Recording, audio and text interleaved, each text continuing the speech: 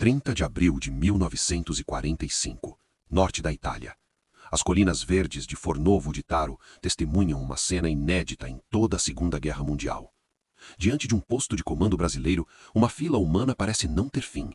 Não são civis, não são refugiados, são soldados alemães, milhares deles, marchando em silêncio para se render. Eles empilham fuzis Mauser, metralhadoras MG-42, pistolas Luger, capacetes de aço. As pilhas crescem como monumentos à derrota. Quem se rende ali não é uma tropa qualquer, mas a Divisão 148, uma das unidades mais experientes do exército alemão, veterana da África, da Rússia e da França. Homens treinados para nunca recuar. E ainda assim, estão se rendendo ao exército brasileiro.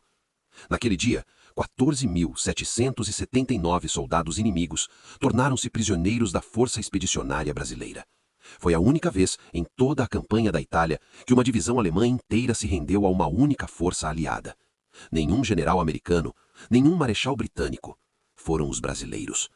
Mas essa vitória não nasceu do acaso. Para entendê-la, é preciso voltar 48 horas no tempo e entrar na mente do homem que perdeu tudo, o general alemão Otto Fretter Pico. O erro fatal da arrogância. Em abril de 1945, o Terceiro Reich ruía. Berlim estava cercada. Na Itália, a linha gótica, última defesa alemã, havia sido rompida. Restava aos alemães recuar rapidamente, cruzar o rio Pó e alcançar os Alpes, onde tentariam resistir mais uma vez. A Divisão 148 era a peça-chave dessa retirada. Quase 15.000 homens, artilharia pesada, tanques, milhares de veículos e até cavalaria. Uma cidade armada em movimento. Quando Fretter Pico soube que as tropas que os perseguiam eram brasileiras, sentiu alívio. Para o alto comando alemão, a FEB era vista como força secundária, improvisada, quase simbólica. Um exército de amadores, útil apenas para ocupar espaço enquanto americanos e britânicos decidiam a guerra.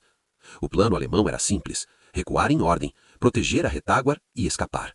Os brasileiros, acreditava ele, jamais alcançariam sua coluna. Mas o general brasileiro João Batista de Mascarenhas de Moraes pensava diferente. A decisão que mudou tudo. Mascarenhas não queria apenas perseguir, ele queria encurralar.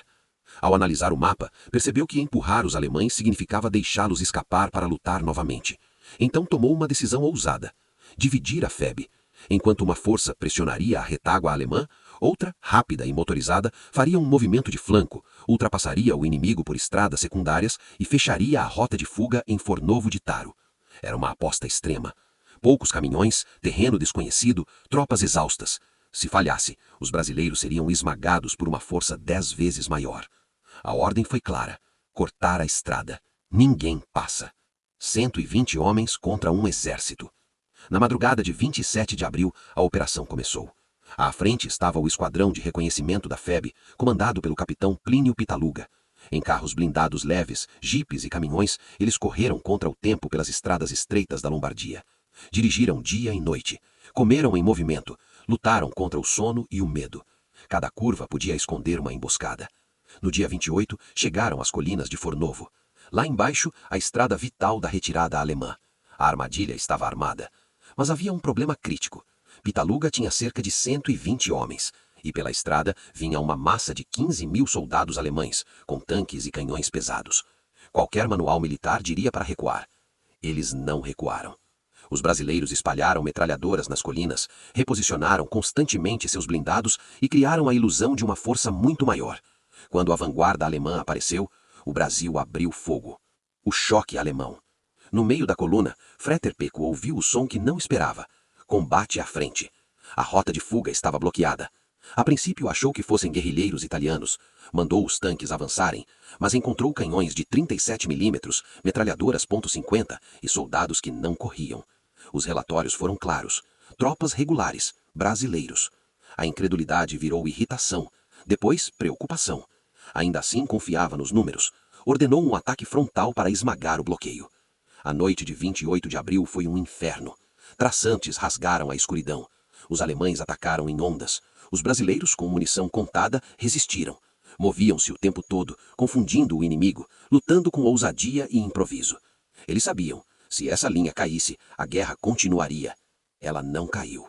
O cerco se fecha.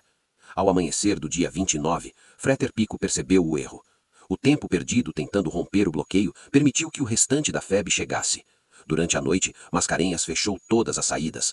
A artilharia brasileira ocupava as alturas. As rotas laterais estavam cortadas. O caçador virou presa. O vale de Fornovo se transformou num caldeirão. Munição acabando, comida inexistente, moral em colapso. Freter Pico tentou ataques desesperados, esperando que os amadores fugissem. Não fugiram. Então, Mascarenhas decidiu encerrar. O apocalipse de aço. A artilharia da FEB entrou em ação. Obuseiros de 105 e 155 milímetros dispararam com precisão devastadora. O céu escureceu. Caminhões explodiram.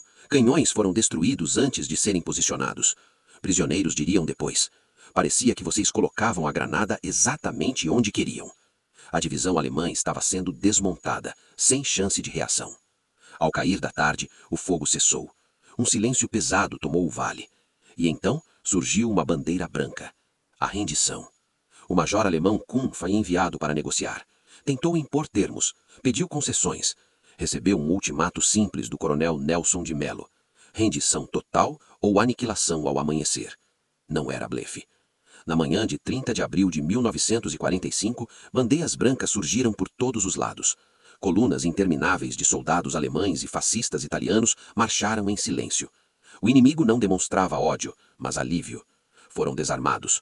As armas formaram montanhas, veículos enfileirados, o cemitério de uma divisão inteira. Às 18 horas, o próprio general Otto Freter Pico apresentou-se para a rendição formal diante de Mascarenhas de Moraes. Não houve humilhação, apenas protocolo. A derrota falava por si. Vitória militar e moral. O Brasil capturou 14.779 homens, sem massacres, sem vingança, sem crueldade.